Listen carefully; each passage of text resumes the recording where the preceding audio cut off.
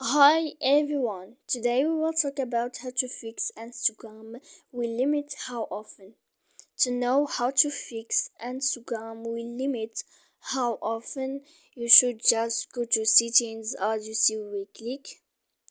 After that, in this page you will go to apps here as you see, and when you will click here you will go down to Instagram. You will find it here, Instagram, like this. And then in this page you will go to force stop.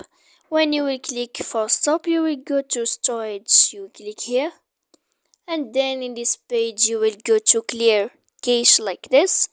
After that you will click clear data here, and then you can turn off your Wi-Fi.